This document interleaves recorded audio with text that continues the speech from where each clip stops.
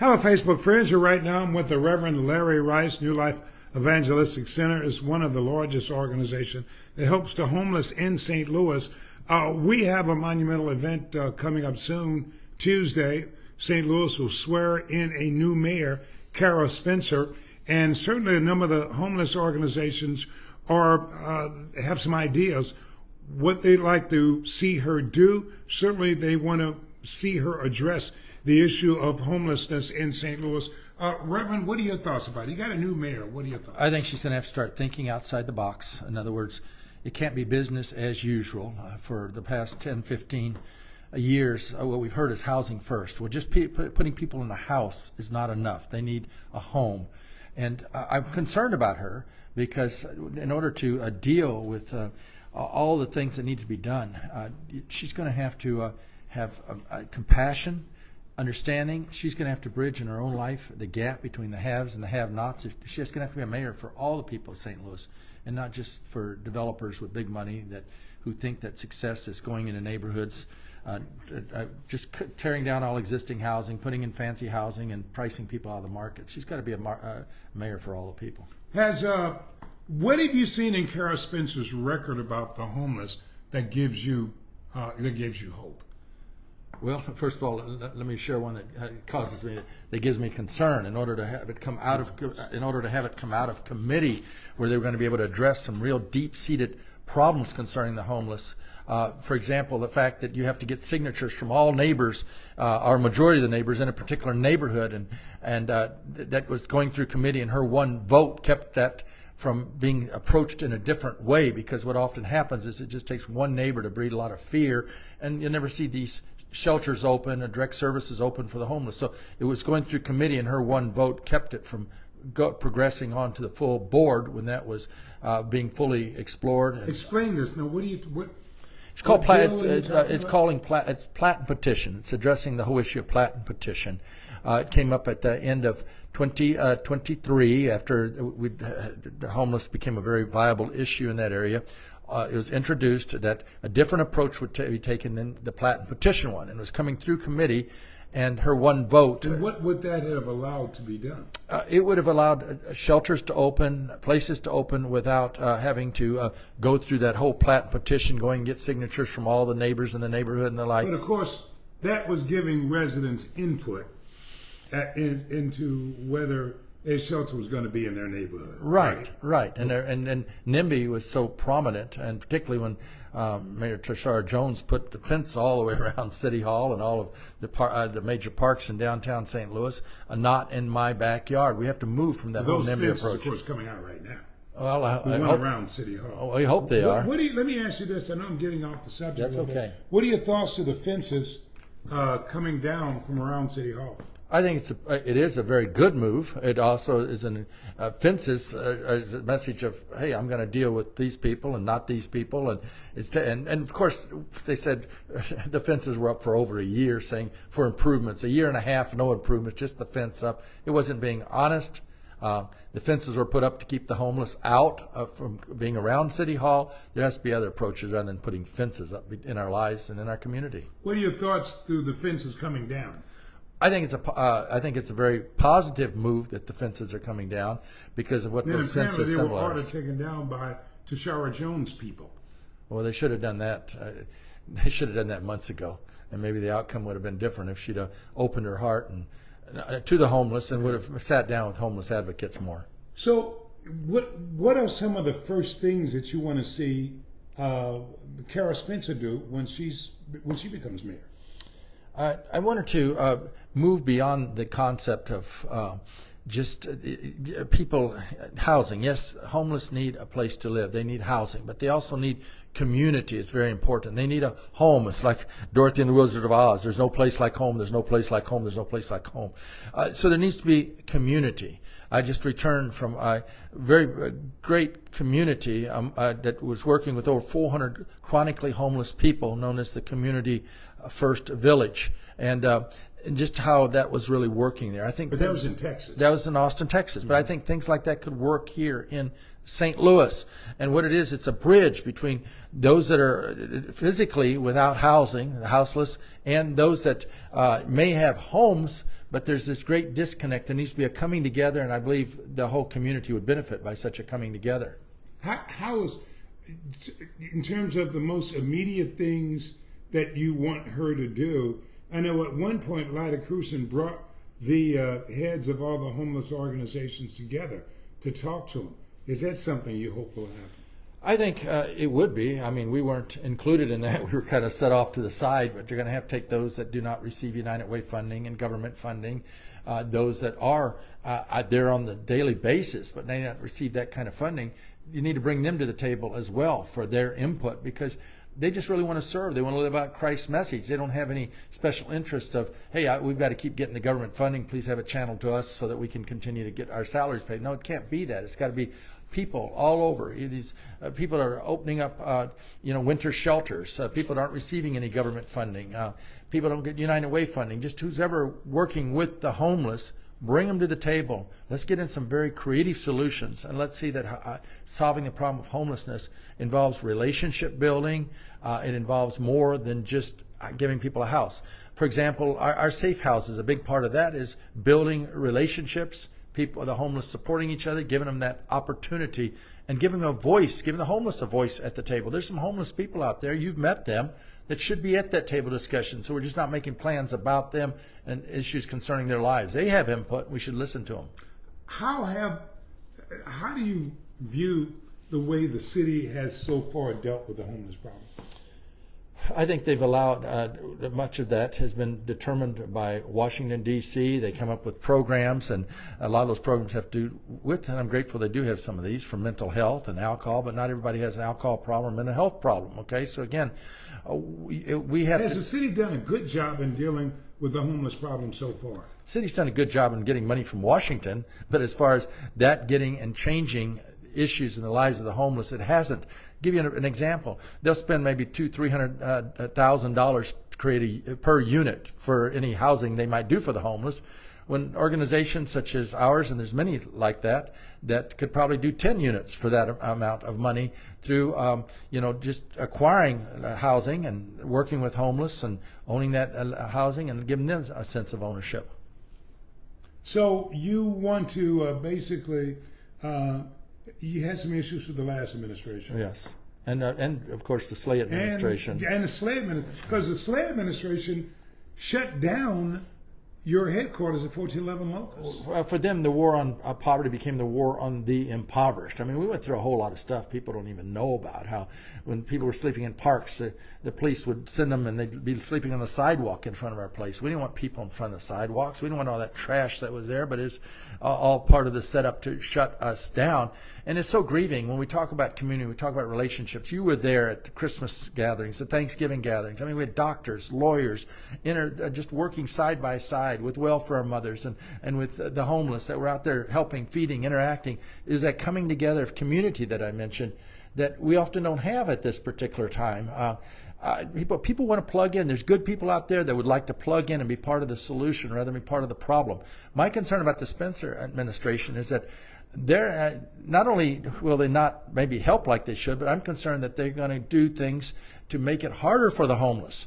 They'll be more aggressive in destroying camps. They'll go out of their way, and because if they hear just from those people that have the resources, they're going to just see the homeless as a problem to be dispersed and to be eliminated without seeing them as human beings that need a place. And so what they do is they do a bigger job of taking like a hammer and hitting a bubble of water and just dispersing it. And people are going to see more homeless trying to survive just sleeping in their neighborhood. What makes you see that? Based upon where her money's come from for her campaign and the fact that I don't know if she knows a single homeless person.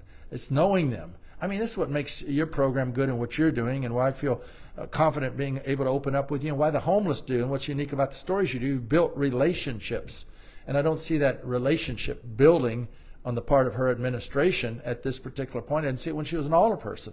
So she's got perceptions of who the homeless are, and she doesn't really know them. In order to get rid of those perceptions, you've got to get to know them as human beings. A lot of people think of, okay, you want to help the homeless more? It's going to be like setting up another trashy camp. No. The place I was at, the Community First Village, It was clean. I mean, they hired the homeless to clean up. They had all kinds of programs for them. They built community, and we need to have community building, and it's going to take her making an effort. I don't know if Tashara Jones ever went to any of the winter shelters. I know Lyda Cruson had visited a few of them, but I don't know. Any connection that she has with the community, she had to make an all-out effort to get to know the homeless as much as she did in order to get to know those that have money and those that have resources. You got to make that effort because you got to be mayor of all the city of St. Louis. You saw Cara Spencer as alderwoman for 10 years. Did she have a relationship with the homeless community? None that I knew of. None that never interdispersed. Never had any action. She never reached out to us. She wasn't one that I felt free to reach out to. So it's going to have to, if she really wants to be a mayor for all the people, she's going to have to not just hear from a select few, but get out there in the trenches and get to know the people, interact with the people. And it's not just the homeless. I mean, Neighborhood Apps, for example, is discussing her. A lot of struggling middle-class people haven't felt that connection with her yet. So she got voted in. She got voted in. By an overwhelming margin. By an overwhelming margin. So a lot of people obviously felt that connection. They made that connection. You're right. Because they wanted change so bad. They were tired of just what they had. So was it because they felt a connection with her, or was it because they were voting against somebody rather than for somebody? So that discussion could be carried on. So again, we just have to wait and see. What we've seen is over the last couple of administrations, a pattern of one-term mayors. Is this going to be another one-term mayor? And if it's not going to be, then she's going to have to broaden her base and not see her that she got elected because of the fact that everybody really wanted her there. Is because it was a choice between two, and the majority of the people chose her because they didn't feel in connection with the last mayor. Even when it came to basic things like trash collection, I know a lot of people initially got upset because they were taking recyclables and just dumping them at the dumps and not recycling. When the cold weather came, I mean, potholes, all kinds of different things. How confident are you in Cara Spencer? I think she'll do probably a better job as far as with streets departments and different things as far as city services. In terms of, I'm sorry, let me rephrase. How confident are you in Cara Spencer as far as the homeless issue is concerned? I'm taking a wait and see approach. I hope we don't have to engage in a lot more very visible advocacy in order for her to recognize the homeless, that we have to take the homeless to her, that there has to be a very visible presence of them in the media, and that involves demonstrations and advocacy and a lot of things that I'd rather use my time and energy on direct services rather than feel that necessity because they become so far. But I'm very concerned she's not going to have that relationship and she's not going to make that effort in order to really get to know them as human beings. Why do you say that? Haven't seen anything in the past on it. Seeing her vote against, seeing her support of Platte and petition, which I can understand. Yeah, residents want some control over who's going to be in their area, but we have to also see that often that's perpetuated by fear of maybe one or two that are very vocal, loud neighbors. Obviously, you can't have people pitching tents just in the middle of a neighborhood. No, but we could go in and get vacant houses, try to acquire them, use resources, do similar to what we're doing with our safe houses. I need 3 or 4 new safe houses right now because I have so many women and children contacting us and just don't have a place for them. And our safe houses work very well. For example, I had one of the council people from St. John where we have a safe house.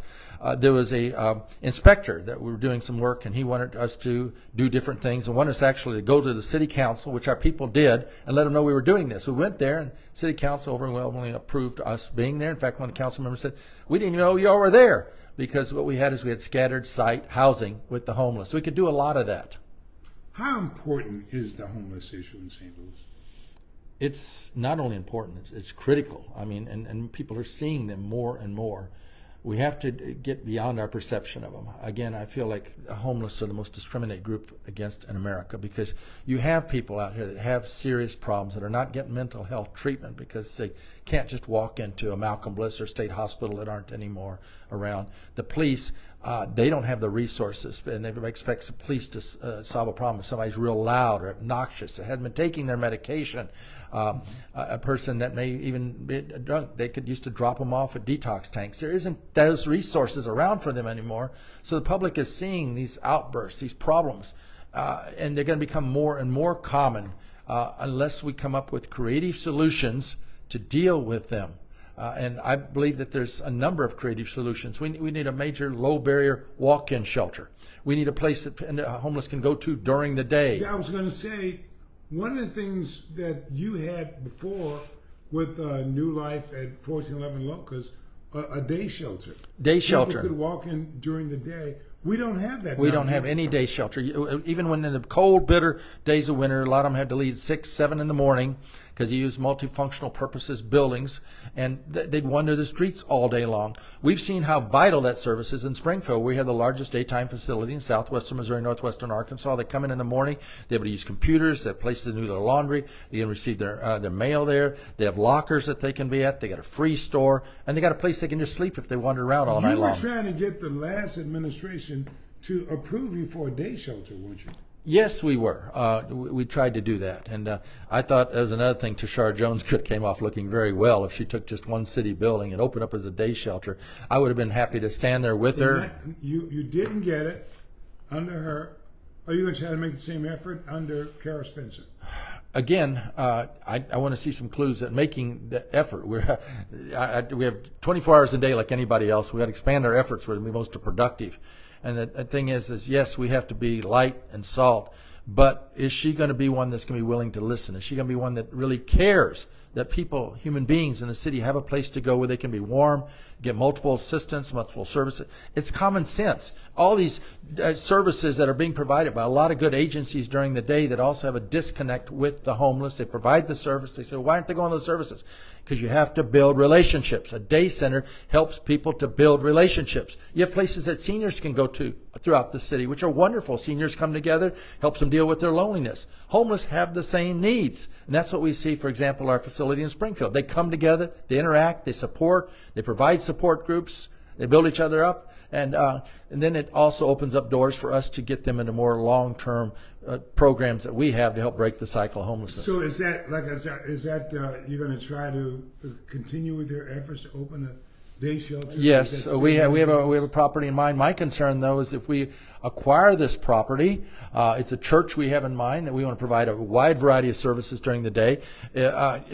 People start seeing homeless people in their neighborhood. They start complaining. I'm concerned that, is she going to, Cara Spencer, going to stand with the homeless and with the church that wants to be church and not play church and wants to do more than just a Sunday morning service?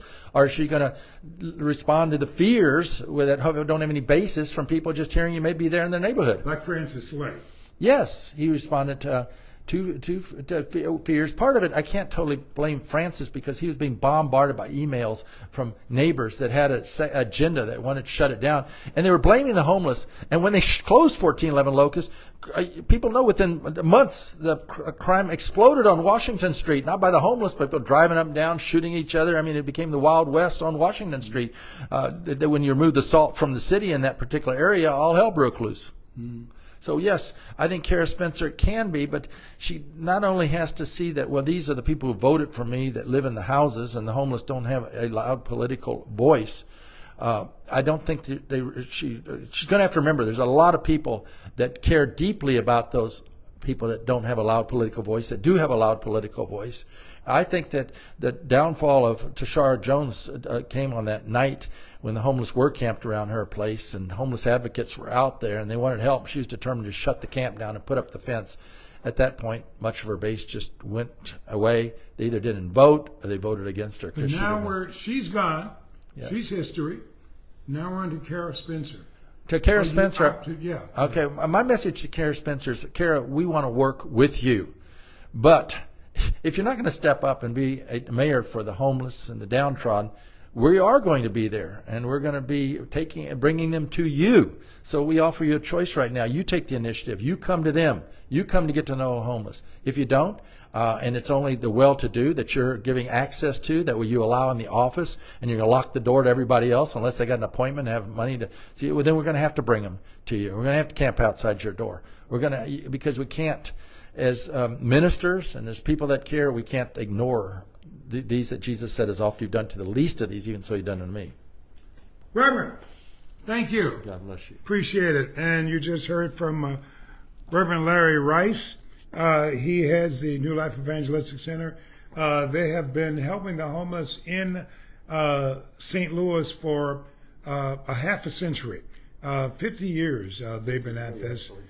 What? 53. 53 years they've been at this and helping the homeless, and they've gone through a lot of administrations, including we talked about Mayor Francis Slay that actually shut down their former headquarters, 1411 Locust. Hopeful about the administration of Mayor Cara Spencer, but taking a wait-and-see approach. We, of course, will keep you up on all this and all the new developments as a new mayor gets ready to take office and hopefully tackles the issue of homelessness in St. Louis. My Facebook friends.